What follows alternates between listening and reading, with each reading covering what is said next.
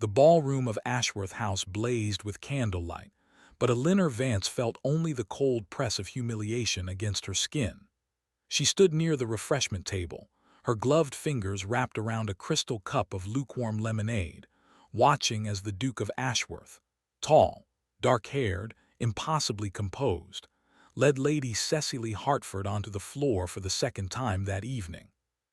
Whispers rippled through the crowd like silk catching on thorns. "Twice in one night," murmured a woman behind her fan. "Ashworth never dances twice." "Unless he has finally chosen his duchess," came the reply. Eleanor's throat tightened. She had no claim to him. She had no understanding, no promise, no quiet confession beneath the garden roses.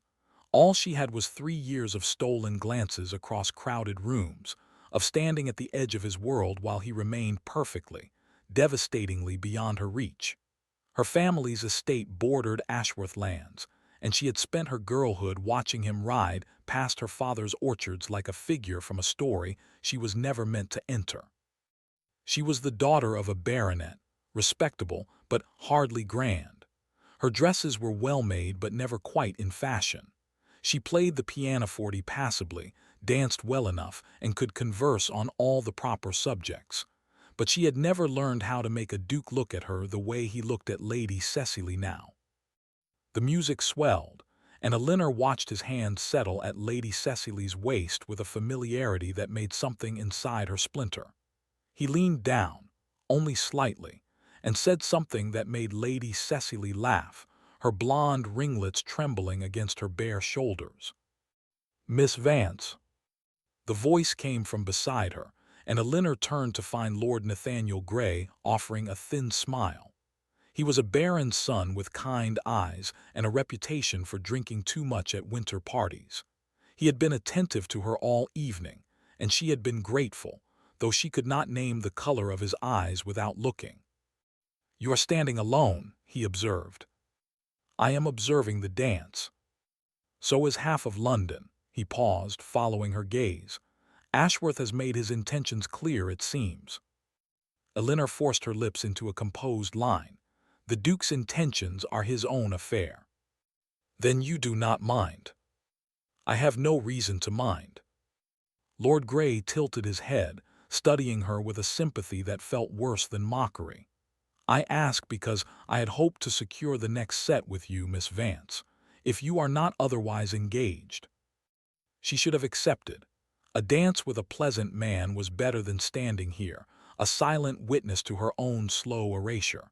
But the words would not come, because across the room the Duke had spun Lady Cecily into a turn, and for one fleeting moment his gaze lifted and found her. Eleanor's breath stopped. His eyes were the color of winter storms, gray and distant, and they held hers for no more than a heartbeat. Then his jaw tightened, something unreadable flickered across his face, and he looked away. It was not a rejection, it was an erasure. "Miss Vance," Lord Grey repeated. Eleanor turned to him, her smile bright and brittle as glass. "I would be honored, my lord." She took his arm and let him lead her onto the floor, her heart pounding with a pain she refused to name. The dance began, and she moved through the figures with mechanical grace, her eyes fixed on Lord Grey's cravat, her mind still burning with the image of the Duke's averted gaze. When the set ended, she curtsied and murmured her thanks. Lord Grey looked as though he wanted to say more, but she did not give him the chance. She slipped through the crowd, past the dowagers nodding over their sherry, past the young ladies whispering behind their gloves, and out through the terrace doors. The night air hit her face like a cold hand. The garden stretched away in silver and shadow, and she walked without thinking, her slippers crunching on gravel, until she reached the stone balustrade overlooking the rose garden. The music from the house was only a distant murmur now, like a conversation she had been excluded from. She gripped the cold stone and forced herself to breathe. "You left before the next set, Miss Vance." The voice came from behind her, low and smooth, and Eleanor spun around. The Duke stood in the terrace doorway, his tall frame silhouetted against the golden light spilling from the house. He was not smiling. He never smiled, not truly. But there was something in his posture, rigid, watchful, that made her heart lurch. "Your Grace," she managed, "I needed air." He stepped closer and the scent of him reached her, sandalwood and frost, like winter made personal. "You were dancing with Gray." "Yes. He is not suitable." Elinor blinked. "I beg your pardon." The Duke's gray eyes held hers, dark and unreadable. "He drinks, he gambles. His estate is entailed to a cousin he cannot stand." He paused. "You deserve better." The words hung between them, sharp and unexpected. Elinor's pulse hammered against her wrists. "What I deserve, Your Grace, is not your concern." "Perhaps not." He took another step, close enough now that she could see the faint tension around his mouth. "But I find it difficult to watch you waste your evening on a man who cannot value you." Elinor laughed, a short, brittle sound that tasted like grief. "And what would you have me do instead? Stand against the wall while you dance with Lady Cecily twice, 3 times, until the whole room has named her your Duchess?" The words escaped before she could stop them, raw and accusing. The Duke's face went very still. "Is that what you believe?" he asked quietly. "It is what everyone believes." "I did not ask what everyone believes." Elinor's throat ached. She turned back toward the balustrade, unable to look at him. "It does not matter." Silence stretched between them, thick as fog. Then she heard him move, felt him stop just behind her, close enough that his breath stirred the curls at her nape. "Elinor." Her name, spoken in that low voice, nearly undid her. She closed her eyes. "I do not dance with Cecily Hartford because I favor her," he said. "I dance with her because her father holds the proxy votes I need for the mine safety bill, because her mother is a cousin to the Earl of Westmark, because politics are a battlefield and women are often the chess pieces." Elinor opened her eyes and stared at the dark gardens below. "And am I a chess piece too?" He was silent for so long that she thought he would not answer. Then his voice came, rougher than before, as though the words cost him something. "No, you are the only one who is not." She turned, but he was already stepping back. His expression shuddered once more, the mask of the Duke sliding into place so smoothly that she might have imagined the vulnerability of a moment before. "Come inside," he said. "It is cold." He turned and walked back toward the terrace doors without waiting for her answer, and Elinor stood frozen in the moonlight, her heart a storm of confusion and longing, and a despair that was only just beginning to take shape. She stayed in the garden until her fingers went numb, and when she finally returned to the ballroom, she watched him dance with Lady Cecily for the 3rd time. The following morning dawned gray and drizzling, the kind of day that made Elinor's childhood home feel like a place carved from mist. She sat in the window seat of her mother's sitting room, a book open in her lap, though she had not turned a page in nearly an hour. Her mother was at her writing desk, composing letters, and the scratch of the pen was the only sound. "You were very quiet at breakfast," Lady Vance said without looking up. "Your father asked 3 times if you were unwell." "I am well, Mama." "You are a poor liar, Elinor. You always have been." Her mother set down the pen and turned in her chair. "Was it the Duke?" Elinor's fingers tightened on the book. "I do not know what you mean." "Every person in that ballroom watched you leave after the first set, and not 10 minutes later, Ashworth followed you into the garden." Her mother's voice was carefully neutral. "People notice things." "We spoke of nothing." "For a quarter of an hour." "Less." Lady Vance studied her daughter with eyes that missed nothing. "Elinor, I have watched you watch that man since you were 16 years old.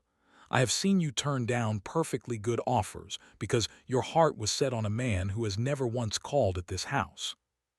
The words landed like stones. Elinor closed the book and set it aside, her movements slow and deliberate. "You think I have been foolish." "I think you have been hopeful," her mother said, and her voice softened. "But hope is not a plan, my dear, and Ashworth is not a man who marries for sentiment. He will choose a bride the way he chooses everything, strategically, methodically, with the good of his title in mind. He said I was the only one who was not a chess piece. Lady Vance's eyebrows rose. He said that. In the garden. And then he returned to the ballroom and danced with Lady Cecily for the third time. Elinor said nothing. She did not need to. Her mother sighed and rose, crossing the room to sit beside her daughter on the window seat. Listen to me, Elinor. You are clever and good and lovely in a way that does not announce itself. You deserve a man who sees you without needing to be alone with you in the dark. Mama, I am not finished. Lady Vance took her hand and her grip was warm and firm. The Hartleys are giving a house party at Kettering Hall next week. Your aunt has invited us. It will be a full fortnight of dinners and riding and entertainments. I think you should go. Why? Because Ashworth will be there. Elinor looked at her mother, startled. That is not a reason to go. That is a reason to stay away. No, it is a reason to see him in daylight surrounded by people, without moonlight and gardens to confuse matters. Watch how he behaves, listen to what he says, and then decide with clear eyes whether he is a man worth waiting for. Her mother squeezed her hand. Or whether you have been in love with a shadow. The journey to Kettering Hall took 2 days, and Elinor spent most of it watching the countryside slip past the carriage window, fields and villages and gray stone walls merging into a blur of green and gold. By the time they arrived, her body ached from travel and her nerves were frayed thin as thread. Kettering Hall was vast, a sprawling Elizabethan manor with mullioned windows and ivy climbing its red brick walls. The drive was lined with carriages, the lawns already dotted with guests strolling beneath the oaks. Footmen in deep blue livery carried trunks and valises, and the air smelled of rain-washed grass and wood smoke. Elinor's aunt, Lady Margaret Hartley, met them in the great hall with embraces and exclamations. She was a widow with no children, and she had always treated Elinor with a fondness that bordered on maternal. You look tired, my dear, she said, cupping Elinor's face. Traveling does not agree with you. We shall have you rested before dinner. She glanced toward the stairs where several guests were descending. Most of the party has arrived. The Westmark party came in at noon. Elinor's heart stuttered. The Westmark party. Lord and Lady Westmark, their son, and her aunt's expression flickered with something like sympathy. And the Duke of Ashworth. He is a distant cousin to them, you know. Elinor did know.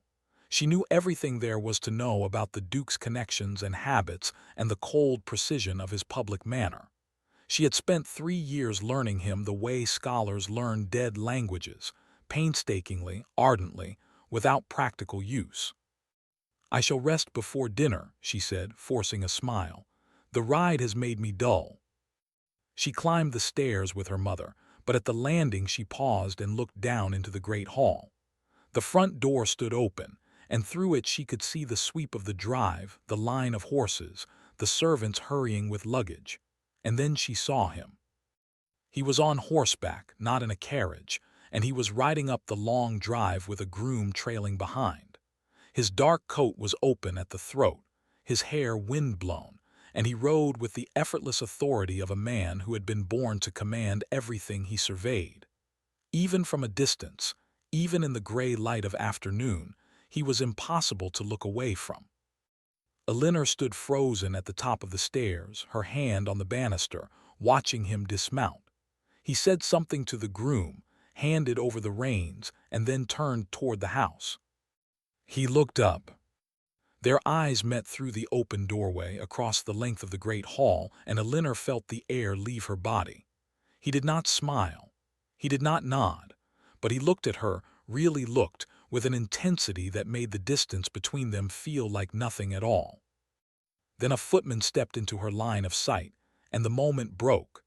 Elinor turned and fled to her room, her heart pounding so violently that she could hear it in her ears.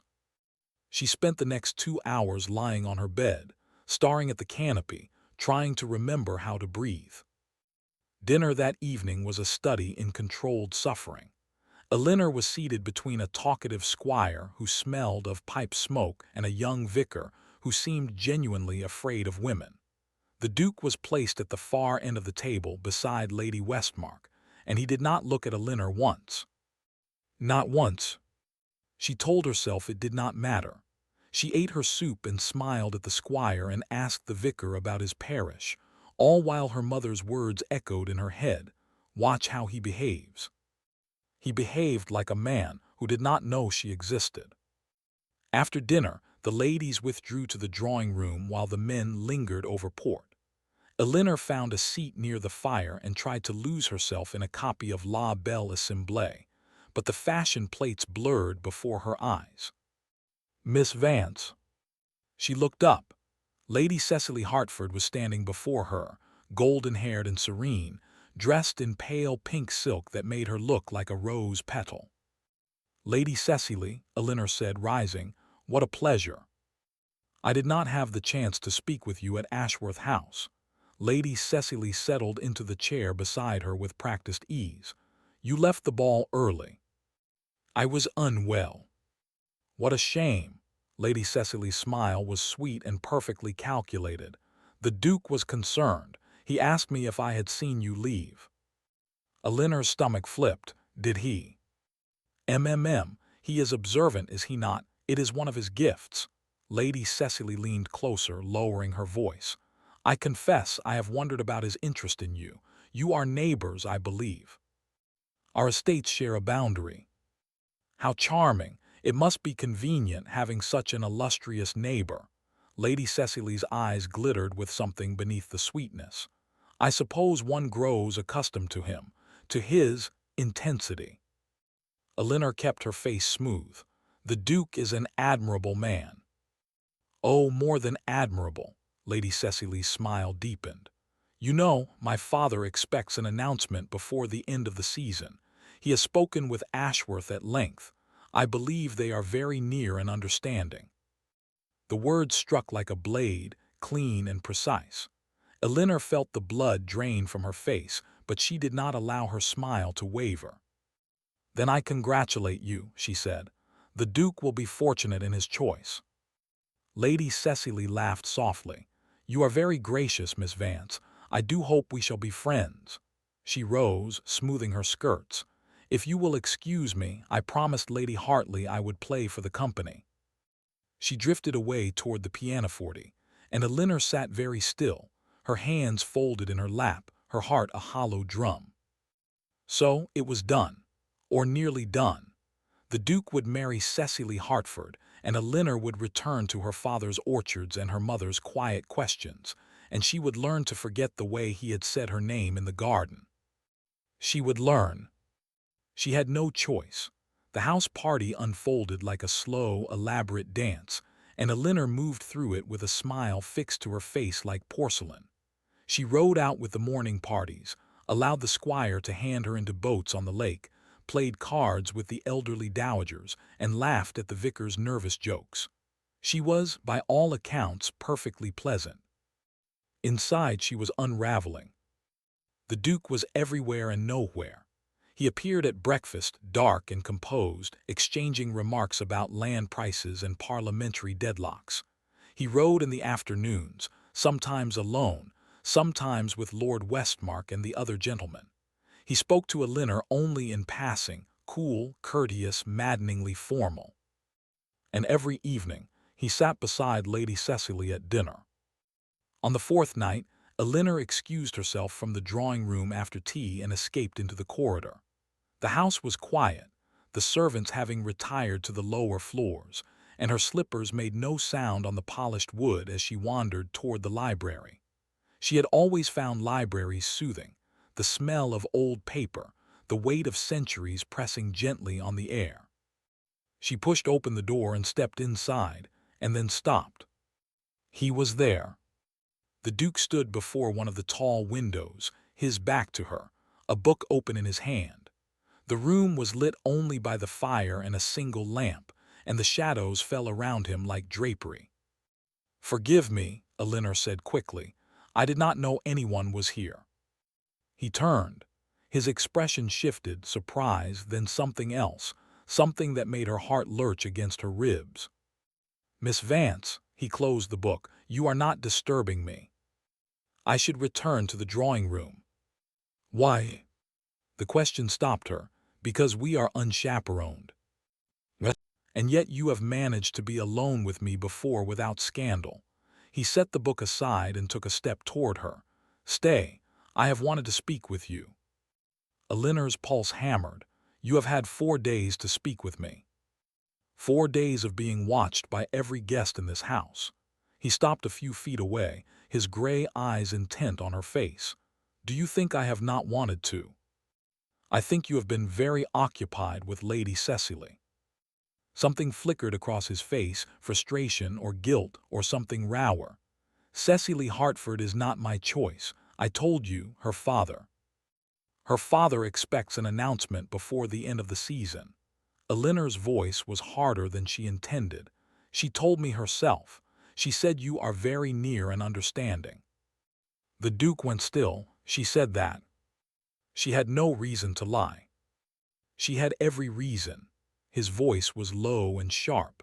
"She is not the only one whose fathers expect things, but I have not offered for her. I have not offered for anyone." Eleanor stared at him, her chest tight with a hope she did not want to feel. "Why are you telling me this?"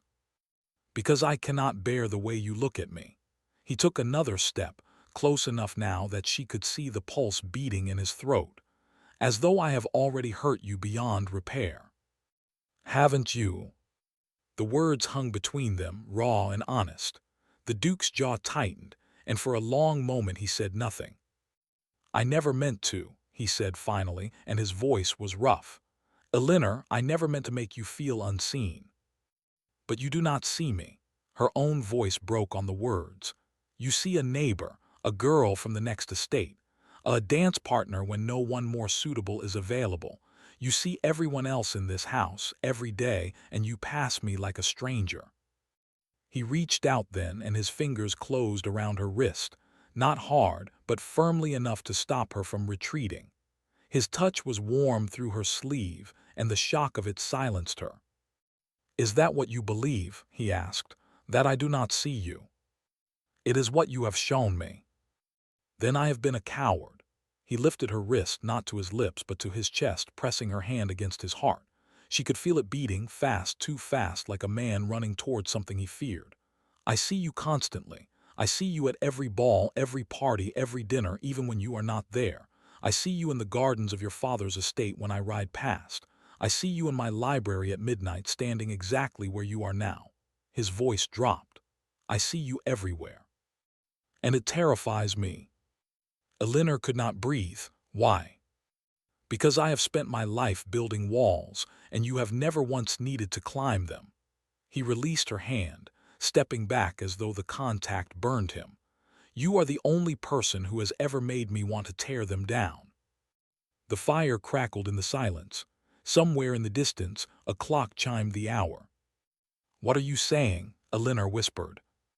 He looked at her, and for once the mask was gone, not cracked, not slipping, but gone entirely, leaving a man with shadows under his eyes and something desperate in his face. "I am saying that I do not know how to do this," he said. "I do not know how to be a man who wants something for himself, but I know that watching you walk out of this room would be unbearable." Eleanor stood there, trembling, every wall she had built around her own heart beginning to crack. "Then do not let me walk away," she said.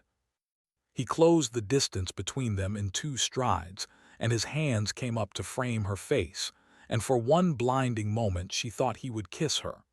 But he only held her there, his thumbs brushing her cheekbones, his breath warm and uneven against her lips. "This will not be easy," he said. "My life is not my own. There are expectations, obligations, people who will try to pull us apart. I know, and I am not an easy man. I know that too." He laughed, a short, broken sound, and pressed his forehead to hers. "God help you then." The door opened. They sprang apart, but too late.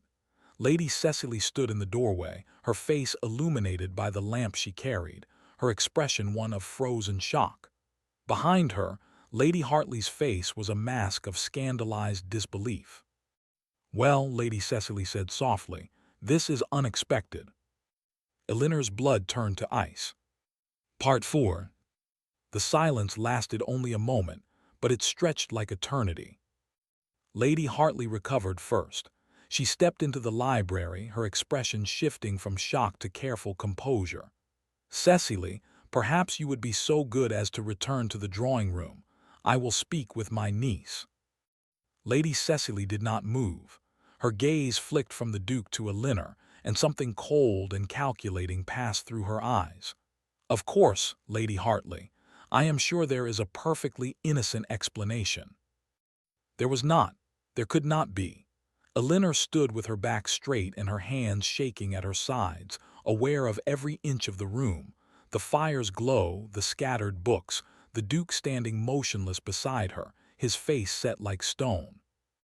"Now, Cecily," Lady Hartley said, her voice firmer.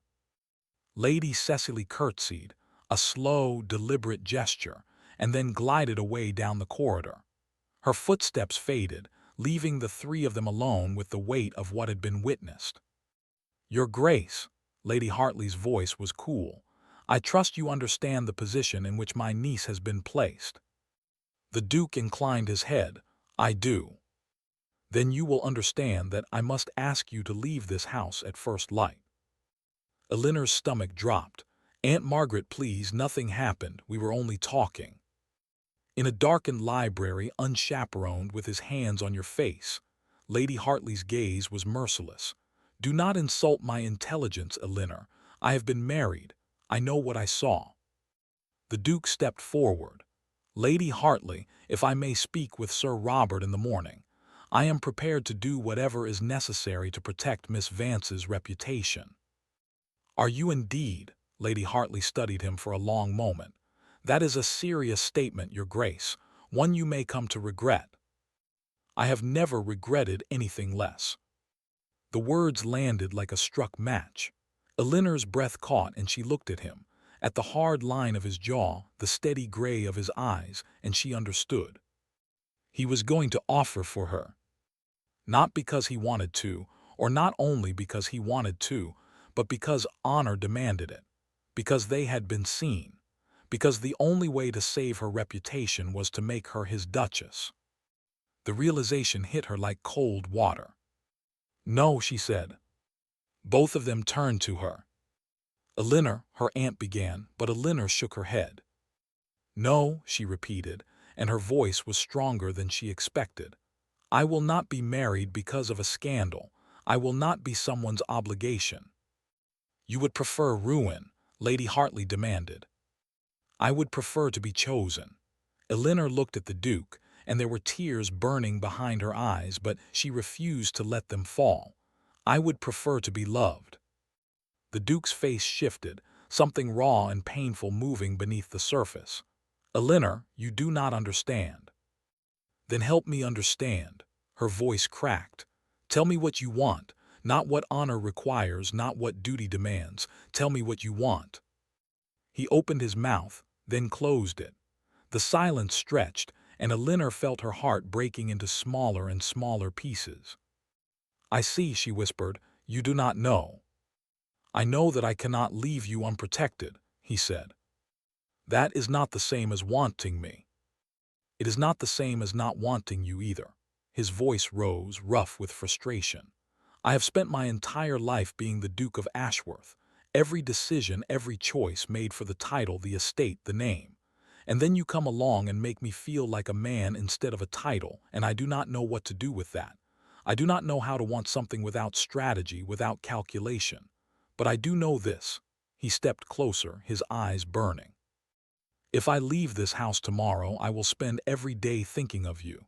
If I stay, I will spend every minute fighting for you. Which would you prefer?" Eleanor stared at him, her heart pounding. "I would prefer the truth." "The truth is that I am terrified of losing you," he said, and his voice cracked on the last word. "The truth is that I have never said that to another living soul. The truth is that I would rather face the scandal of 1,000 libraries than watch you walk away believing I do not care." Lady Hartley cleared her throat. She looked from the Duke to Elinor, and something in her expression softened. "I will give you until tomorrow morning," she said quietly. "My husband will not be home until noon. By then I will expect a decision." She moved toward the door, then paused. "And Elinor, do not mistake fear for indifference. I have seen men in love. This one is terrified." She left, closing the door softly behind her. Elinor stood very still, the fire crackling beside her, the Duke watching her with an intensity that made the air thick. "She is wrong," Elinor said at last. "You are not terrified, you are a Duke." "I am both." He crossed the room to her, slower now, and took her hands in his. His fingers were warm, steady, and she felt the slight tremor in them, so faint she might have imagined it. "Elinor, I have never had anything in my life that was mine, not truly. The estate, the title, the money, they are all inherited obligations, passed down from men who died before they could explain how to carry the weight. But you—" he lifted her hands to his chest, pressing them there. "You are the first thing I have ever wanted for myself." She looked into his eyes and saw it, the raw, unguarded truth of him. Not the Duke, not the politician, not the cold aristocrat. Just a man standing in a library at midnight asking her to believe him. "I am afraid too," she confessed. "I am afraid that if I let myself believe this, it will all be taken away. Then we will be afraid together." He raised one hand to her face, cupping her jaw with a gentleness that made her ache. "Stay. Marry me. Not because of scandal, not because of duty, but because I am asking you, because I want you beside me for the rest of my life." The tears came then, slipping down her cheeks, and he wiped them away with his thumbs. "Yes," she whispered. His breath came out in a rush, and he leaned down and pressed his lips to her forehead, tender, reverent, like a vow. "I will make you happy," he said against her skin. "I swear it." They stayed in the library until the fire burned low, talking quietly of small things and important ones, until the clock struck 1 and the house settled into silence around them. And when Elinor finally climbed the stairs to her room, her hand still warm from his, she felt something she had not felt in years. Hope. The news broke by breakfast. Not their engagement. That was still private, still waiting for her father's consent and the careful management of Lady Hartley. But the news of the library, of the Duke and the baronet's daughter caught alone in the dark, had spread through the house party like fire through dry grass. Elinor came down to find the dining room buzzing. Conversation stopped when she entered, then resumed at a lower pitch, punctuated by glances. She kept her chin high and took her seat, accepting tea from a footman as though nothing were amiss. Lady Cecily appeared in the doorway, and the room went very still. She was dressed in traveling clothes, her bonnet already tied, and her face was pale and composed. Behind her, a maid carried 2 valises. "I am leaving," she announced to the room at large. "I find the atmosphere here unhealthy." She crossed to Elinor's chair and stood over her, close enough that only Elinor could hear her words. "Do you think he loves you?" Lady Cecily whispered. "My dear Miss Vance, he has known you for years and never once offered for you. He has known me for 3 months and came within days of proposing. Ask yourself what changed." She smiled, cold and sweet. "You were convenient, a scandal, a moment of weakness. And now he will do the honorable thing because that is what dukes do. But do not imagine for one instant that he chose you." She swept away, leaving Elinor frozen in her chair, the tea growing cold in her cup. The words burrowed deep, finding every hidden fear, every secret doubt, and settling there like splinters. Elinor stared at her plate and tried to breathe. "Convenient. A moment of weakness. Do not imagine that he chose you." The Duke left Kettering Hall that morning to ride to Sir Robert Vance's estate and formally request Elinor's hand. Elinor wanted to go with him, but Lady Hartley insisted she remain behind. "Let him do this properly," her aunt said, guiding her into the morning room. Your father will want to speak with him alone, man to man, and you need to rest. You look as though you have not slept." Elinor had not slept. Lady Cecily's words had circled through her mind all night, twisting and turning, refusing to let her rest. She sat by the window and watched the rain begin to fall, streaking the glass like tears. The hours passed slowly. Guests departed in waves, some giving her congratulatory smiles, others merely curious, a few openly pitying. By afternoon, the house party had thinned to only family and the most persistent gossips. Elinor's mother came to sit with her in the late afternoon. She did not speak at first, only took Elinor's hand and held it, and something in that simple comfort nearly undid her. "I am frightened, Mama," Elinor whispered. "Of the marriage. Of being a mistake." Lady Vance squeezed her hand. "My darling, every marriage is a risk. Every love is a leap into the unknown. The question is not whether you are afraid, but whether he is worth being afraid for." "Do you think he is?" "I think," her mother said slowly, "that you have loved that man through 3 seasons of watching him ignore you. If he were an ordinary man, I would say you were a fool. But I saw his face when he spoke to your aunt. I saw the way he looked at you." She paused. "Men like Ashworth do not look at anyone that way, not unless they mean it." The knot in Elinor's chest loosened, just slightly. The Duke returned at dusk, soaked through from the rain, his boots muddy and his hair plastered to his forehead. He came striding into the great hall with the energy of a man who had ridden hard and long, and he did not pause to remove his coat before crossing to where Elinor stood at the foot of the stairs. "Your father has consented," he said. "We are to be married." Around them, servants and remaining guests burst into applause. Elinor stood frozen, her hands in his, searching his face for something. What, she did not know. His eyes were bright, his mouth curved in something almost like a smile, and he looked at her as though she were the only person in the room. "You are certain?" she asked, low enough that only he could hear. "I have never been more certain of anything." He raised her hand to his lips and kissed it, not caring that they were surrounded. "You are mine, Elinor, and I am yours. Let the whole world know it." The hall erupted into conversation and congratulations, but Elinor could only stare at him, her heart divided between joy and the lingering echo of Lady Cecily's words. "Do not imagine that he chose you." But he had ridden through the rain to ask for her hand. He had stood before her aunt and declared himself terrified of losing her. He was here, now, holding her hand as though she were something precious. That had to mean something, didn't it? The engagement was announced in the London papers 3 days later. The Ton responded with a mixture of shock, fascination, and no small amount of disapproval.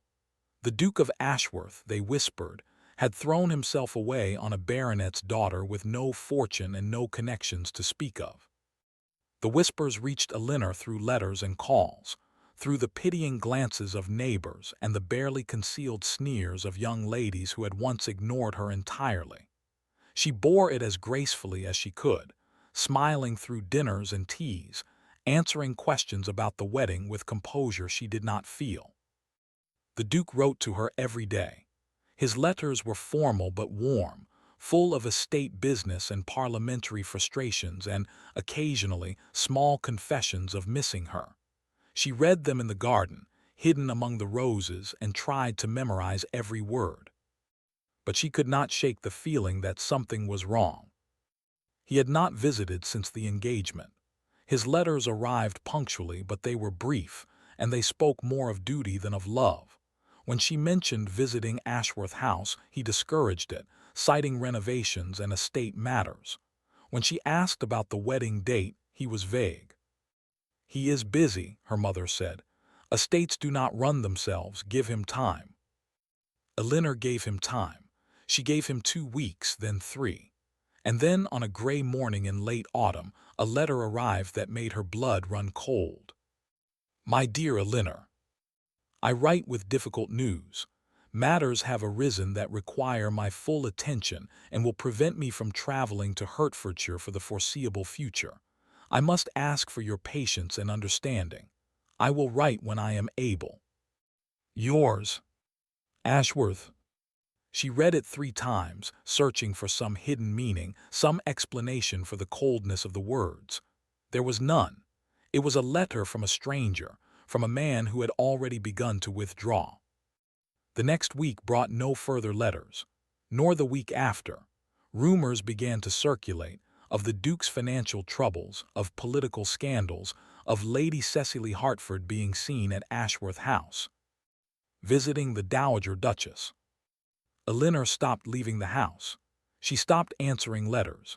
She sat in her room and watched the leaves fall, and she felt the hope she had nurtured so carefully begin to wither. He had said he was terrified of losing her, but he was the one who had let go. The letter came on a cold Tuesday morning 3 weeks later. It was not from the Duke. It was from Lady Hartley. My dear Elinor, I write with news that will be painful, but you must hear it from someone who loves you. The Duke of Ashworth has broken his engagement. He has not given a reason, but there are whispers that his family has pressured him, that his financial situation is dire, that he has made arrangements with the Hertfords after all. I do not know what is true. I only know that he has left London and returned to Ashworth House, and that he has not been seen in society since the announcement was made. Come to Kettering Hall. Let us protect your heart together. Your loving aunt, Margaret. Elinor read the letter once, then folded it carefully and set it on her desk. She did not cry. She did not scream. She sat very still in the window seat and watched the gray sky, and she felt something inside her go cold and quiet and still. He had not even told her himself. He had let her find out through gossip, through her aunt's letter, through the whisper of servants and the knowing looks of neighbors. He had broken her heart without a word, and she would never forgive him for it. 6 months later, Elinor stood in the garden of Kettering Hall, her hands buried in the cold earth, and tried to remember who she had been before the Duke of Ashworth. She had changed. The old Elinor, the one who had watched him from across ballrooms, who had waited for letters that never came, who had believed in moonlight confessions and library promises, was gone. In her place was someone quieter, harder, more self-contained. Someone who no longer needed the world's approval because she had learned to survive without it. The scandal of the broken engagement had been brutal. She had been pitied, mocked, analyzed in drawing rooms across London. Friends had evaporated. Invitations had dried up. Even her mother's patience had been tested by the long months of Elinor's silence. But she had not broken. She had not fled to some distant relative or taken refuge in illness or despair. Instead, she had come to Kettering Hall and asked her aunt for work, real work, the running of the estate, the management of accounts, the oversight of tenants and crops. You do not have to do this, Lady Hartley had said. I do, Elinor had replied. I need to be useful. I need to be something other than a woman who was left. So she had learned, and in the learning she had found a strength she had not known she possessed. The tenants respected her. The servants came to her with problems. Even her aunt, who had always treated her gently, began to speak to her as an equal. She still thought of him. That was the terrible truth. She thought of him in quiet moments, in the space between sleeping and waking, in the cold light of winter mornings. But the thoughts no longer held the same power. They were echoes now, not wounds. And then he came back. The news reached her through the butcher's boy, of all people. The Duke of Ashworth had returned to his estate, the boy said. He had been gone for months, nobody knew where, but he was back now, and he had brought with him a pair of London doctors and a specialist from Bath. Something's wrong with him, the boy said, his eyes wide. My brother works in the stables at Ashworth House. He says the Duke's hands shake something terrible, that he can barely ride. Elinor listened in silence, her heart beating slow and hard against her ribs. She told herself it did not matter. He had broken their engagement. He had abandoned her to scandal and silence. Whatever illness had taken him was not her concern. But she could not stop thinking about it. A week later, a letter arrived at Kettering Hall. It was addressed in a hand she recognized, the same elegant, controlled handwriting that had once written her daily letters of courtship. She stared at it for a long time before opening it. Miss Vance, I know I have no right to write to you. I know I have no right to ask anything of you. But I find myself in circumstances that require me to set aside pride and beg your indulgence. I have returned to Ashworth House. I am not well. The doctors say my condition is nervous in nature, though they do not know the cause. They recommend rest, quiet, and the avoidance of stress. They do not know that the only stress I cannot escape is my own conscience. I do not ask for your forgiveness. I do not deserve it. But if you could find it in your heart to receive me, there are things I must say to you, things that should have been said long ago. Yours in regret. Ashworth. Elena read the letter twice, then threw it into the fire. She watched it burn, the elegant script curling into ash, and she felt something like satisfaction. Let him suffer. Let him shake and ache and pace the halls of his great empty house. She owed him nothing. But the next morning she wrote him a reply. Your Grace, I will receive you at Kettering Hall on Thursday at 2 o'clock. Do not expect warmth. Do not expect forgiveness. But I will hear what you have come to say. Eleanor Vance. She sent it before she could change her mind. Thursday arrived gray and cold, with a wind that rattled the windows and sent dead leaves skittering across the lawns. Eleanor dressed carefully, a dark blue gown, simple but well cut, her hair pinned with the emerald combs her mother had given her. She wanted to look composed, untouchable. He arrived precisely at 2 o'clock. She watched from the window of the morning room as his carriage came up the drive. When he stepped out, she felt the shock of it like a physical blow. He was thinner, much thinner. His coat hung from his shoulders and his face was pale and drawn, with shadows under his eyes that spoke of sleepless nights. And his hands, when he reached up to adjust his hat, she saw the tremor, faint but unmistakable. She had expected to feel anger. She had not expected the sharp stab of something that felt like grief. She received him in the small salon, seated near the fire, her hands folded in her lap. When the footman announced him, she did not rise. He walked into the room and stopped. For a long moment, neither of them spoke. Miss Vance. His voice was rougher than she remembered, as though it had rusted from disuse. Thank you for seeing me. You said you had things to tell me. Her voice was cool. Say them. He flinched only slightly, but she saw it. The great Duke of Ashworth flinching at her tone. It should have satisfied her. Instead, it made her heart ache. I owe you an explanation, he said. You owe me far more than that. I know. He moved toward the chair across from her but did not sit. May I? She inclined her head. He sat, his hands resting on his knees, and she could see him struggling to control the tremor. When I asked you to marry me, I meant it, every word. But there were things I did not tell you, things I was too proud to admit. Lady Cecily said your family was pressuring you. She said you had made arrangements with the Hartfords. She wanted you to believe that it suited her. He paused. The truth is worse. Eleanor waited. My father, he said slowly, was not a well man. He had episodes, rages, melancholies, periods of withdrawal that lasted months. The family called it overwork. The doctors called it nervous exhaustion. But the truth is that he was ill in his mind, and the illness ran in his blood. He looked at her then, and his gray eyes were full of a darkness she had never seen. It runs in mine. Eleanor's breath caught. After our engagement was announced, I began to have symptoms, tremors, insomnia, periods of darkness when I could not bring myself to leave my bed.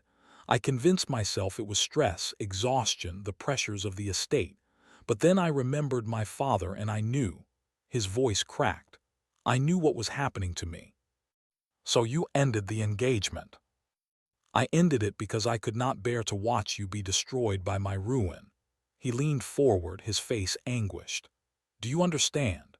If I married you, you would be tied to a madman, to a man who might become violent, might become a prisoner in his own house, might leave you to care for him and bear his cursed children.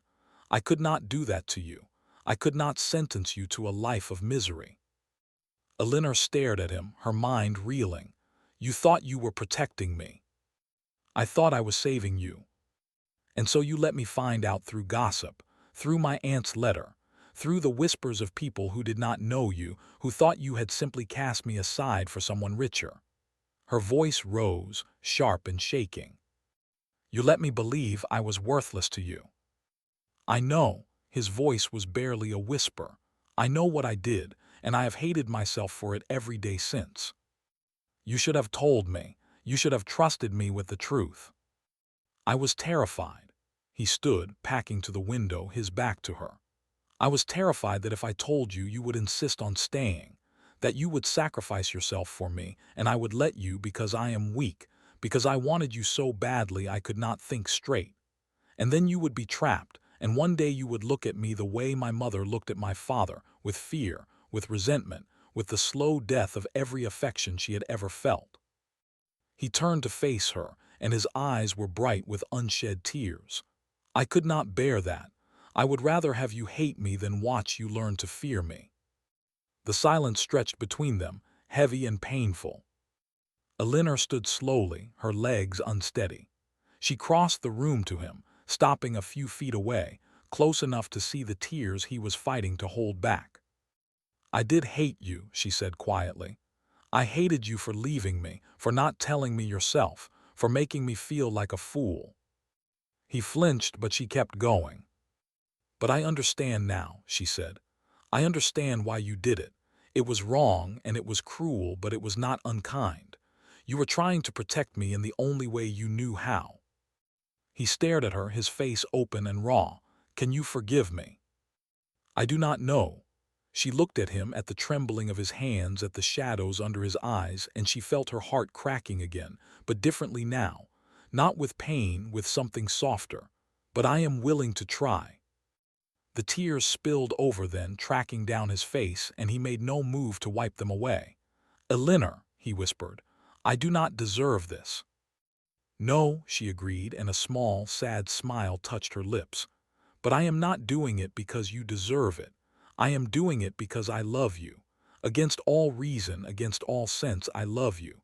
And I have spent 6 months trying to stop, and I cannot." He crossed the distance between them and took her hands in his grip trembling but strong. "I will never leave you again," he said. "I will never make a decision for you again. I will never hide the truth from you, no matter how terrible it is. I swear it on everything I am." She looked into his eyes and saw it, the truth of him, the broken, beautiful, terrified man who had pushed her away because he loved her too much to risk her. And she decided in that moment to trust him one more time. The road to healing was not a straight line. Elinor learned this quickly. The Duke Alexander, he asked her to call him, and the name felt strange and intimate on her tongue, was not a man who recovered easily. The months of isolation had deepened his illness, not cured it. He had spent too long alone with his fears, and they had taken root in him like weeds. They began with small things. Walks in the garden at Kettering Hall, always in view of the house, always with a maid trailing behind. He came twice a week, then 3 times, then every day. They spoke of books and politics, of tenants and harvests, of everything except the broken engagement and the months of silence. "You do not ask me about my illness," he said one afternoon, as they stood on the terrace watching the sunset.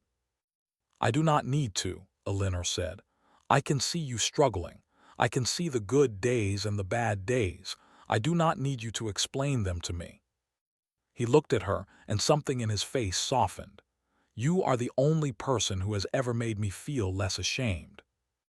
"Good." She slipped her hand into his, ignoring the protocol, ignoring the distant figure of the maid. "You should not be ashamed of being unwell.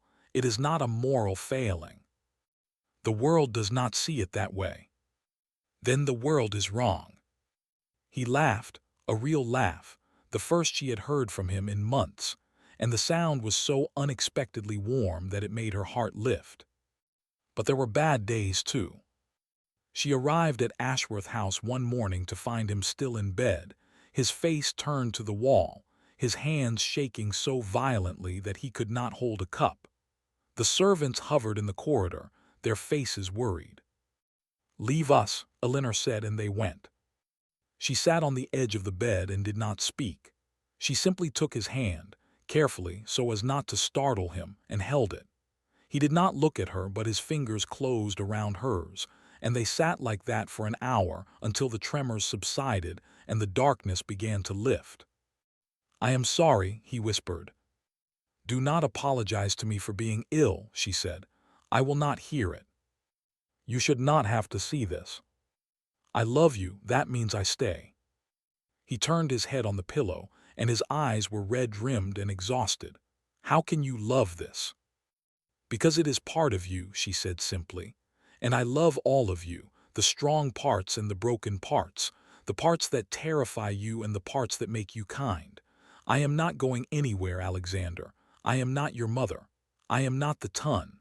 I am the woman who loves you, and I am staying." He closed his eyes, and a tear slipped down his temple into his hair. "Stay," he whispered. "Please stay." She stayed until he slept. The months passed. Spring came to the countryside, green and new and full of improbable hope. Alexander's good days began to outnumber the bad ones.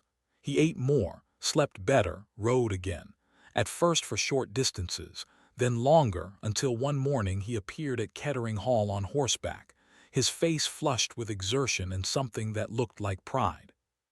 "I rode here without stopping," he said, 6 miles. Elinor came down the steps to meet him, and he dismounted and caught her in his arms, lifting her off her feet. She laughed, startled, and he laughed too, and the sound mingled with the birdsong and the smell of apple blossoms. "I have not felt this well in a year," he said, setting her down but keeping his hands on her waist. "And it is because of you. Do you know that? I have not cured you, Alexander." "No, but you have made me want to be cured. That is different." He leaned his forehead against hers. "Marry me." She pulled back, startled. "We are engaged." "I mean now, soon, this summer." He searched her face. "I want to be your husband. I want to wake up beside you and fall asleep beside you and never spend another day without you. I want the world to see that I chose you, not out of obligation, not out of scandal, but because you are the center of everything good in my life." His voice dropped. "Marry me, Elinor, for real this time." She looked at him, at the color in his face, the steadiness of his hands, the light in his eyes, and she felt her heart overflow. "Yes," she said.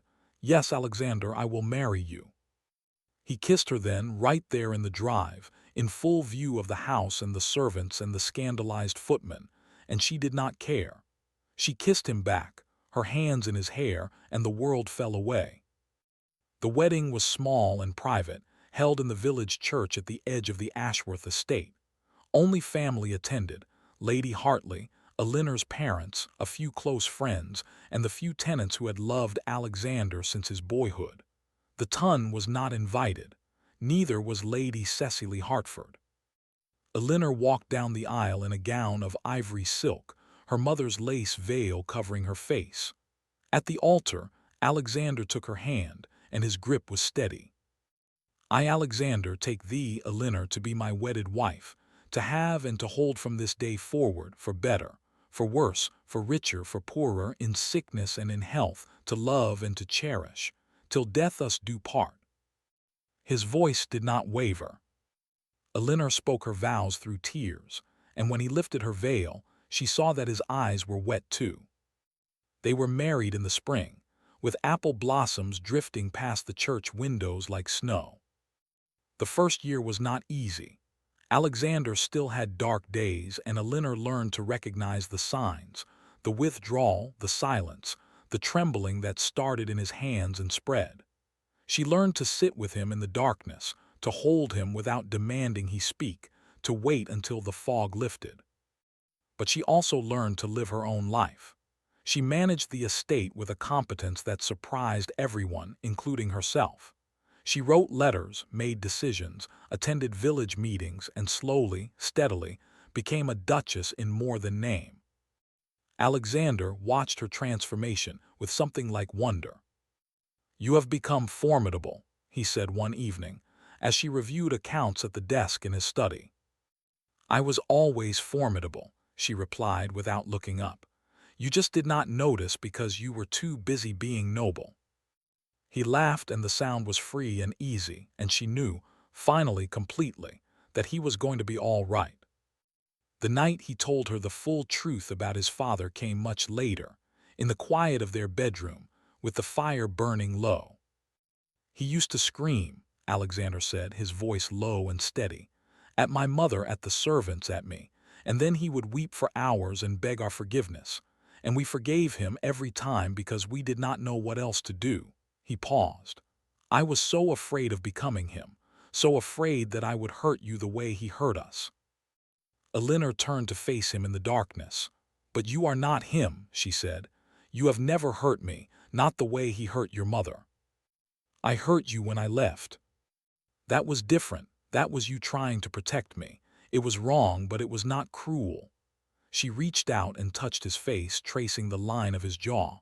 "We have both made mistakes, Alexander. We have both been afraid, but we are here now together, and that is what matters." He pulled her close, burying his face in her hair. "I do not deserve you." "Stop saying that," she murmured. "We have been through too much for me to keep hearing it." "Then I will say this instead." He lifted his head, and his eyes were dark and serious. "I love you, Elinor. Not because you saved me, not because you stayed, but because you are you. Because you are clever and fierce and brave, and because you make me want to be all of those things too. I love you. That is all." She smiled, and it felt like sunlight spreading through her chest. "That is enough," she said. "That is everything." Autumn came to Ashworth House with a blaze of gold and crimson, and Elinor walked through the gardens with her husband's hand warm in hers, their footsteps crunching on fallen leaves. It had been 3 years since their wedding, and in that time the house had changed, not in its bones but in its spirit. The corridors that had once been silent now rang with laughter. The dining room that had hosted cold, formal dinners now welcomed friends and neighbors, tenants and clergy, anyone who brought warmth through the door. The library, once Alexander's refuge of isolation, had become a shared space, where husband and wife read side by side through long winter evenings. Alexander had changed too. The shadows under his eyes had faded, though they returned on difficult days. His hands were steady now, and he wrote out every morning with the same easy grace Elinor remembered from her girlhood. But there was a softness to him now that had not been there before, a willingness to laugh at himself, to be wrong, to let others in. "You are staring at me," he said, glancing down at her with a smile. "I am admiring my husband," she said. "Is that permitted?" "I suppose I can allow it." He stopped walking and turned to face her, his free hand coming up to brush a stray curl from her cheek. His gray eyes, once so distant, now held hers with an openness that still made her heart catch. "What are you thinking?" he asked. "I am thinking about the first time I saw you," she said. "You rode past my father's orchards on a black horse, and you did not look at me. I thought you were the most beautiful thing I had ever seen, and I hated you for not noticing me." He laughed softly. "I noticed you." "You did not." "I did. I noticed the girl in the orchard with the dark hair and the serious eyes, who watched me as though she could see right through me." He paused. "It frightened me. That is why I did not look." Elinor stared at him. "You never told me that." "I have spent most of my life not telling you things," he said. "I am trying to be better." "You are better." She rose on her toes and kissed him, soft and lingering. "You are wonderful." He wrapped his arms around her, pulling her close, and for a moment they stood still in the autumn garden, surrounded by falling leaves and the distant sound of geese flying south. "I have something to tell you," she said against his chest. What is it? She pulled back, suddenly nervous. I have been to see the doctor this morning. His whole body went rigid. Why, are you unwell, Elinor, what is it? I am not unwell. She took his hands, holding them tightly. I am with child. The words hung in the air, delicate and impossible. Alexander stared at her, his face going pale, then flushed, then breaking into a wonder so complete that it stole her breath. A child, he whispered, our child. Our child, she confirmed. The doctor believes I am 3 months along. He says I am healthy and the baby is healthy and, she stopped, because Alexander had dropped to his knees in the grass. He pressed his face to her stomach, his hands splayed across the fabric of her dress, and she felt his shoulders shake. She realized with a shock that he was weeping. Alexander, she said, her own voice thick. Alexander, get up. You will ruin your coat. I do not care about the coat. His voice was muffled against her dress. I do not care about anything except this, except you, except our child. He looked up at her, his face wet with tears, and his smile was the most beautiful thing she had ever seen. We are going to have a child, Elinor, a son or a daughter, a person who is half you and half me and entirely their own. I know, she said, laughing and crying at once. I have known for weeks. I was afraid to tell you. I did not know how you would feel. How I would feel. He rose to his feet and cupped her face in his hands, his thumbs brushing away her tears.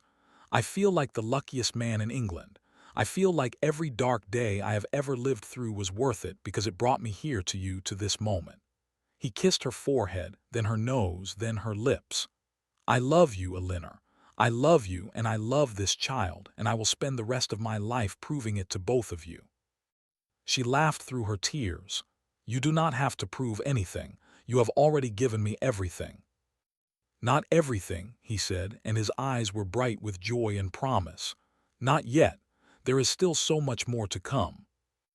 The child was born in early summer, a boy with his father's gray eyes and his mother's dark hair. They named him William, after Elinor's father, and he was christened in the village church with the entire estate in attendance.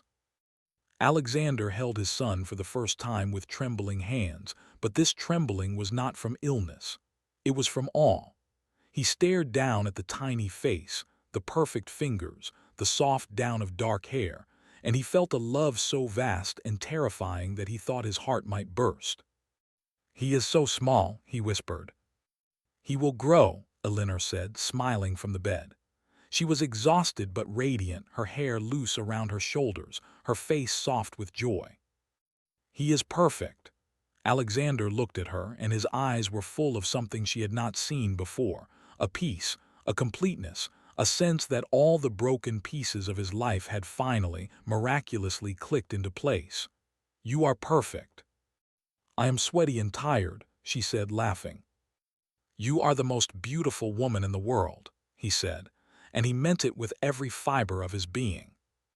He crossed to the bed and sat beside her, still holding William, and they stayed there in the quiet of the morning, the three of them, wrapped in a cocoon of warmth and wonder. Years later, when William was old enough to understand, Alexander told him the story of how he had met his mother. I saw her in an orchard, he said. She was watching me ride by, and I pretended not to see her, but I did. I saw her, and I never stopped seeing her, not for the rest of my life. Is that true, Mama? William asked, turning to Elinor. It is, she said, smiling. Your father has always been very good at pretending, but he is even better at loving us. It is the only thing I have ever been truly good at, Alexander said, and he reached for her hand across the garden table, and their fingers intertwined. The sun was setting over Ashworth House, painting the sky in shades of rose and gold. The orchards were heavy with fruit, the gardens were blooming, and somewhere in the distance, a bird sang a long, sweet note.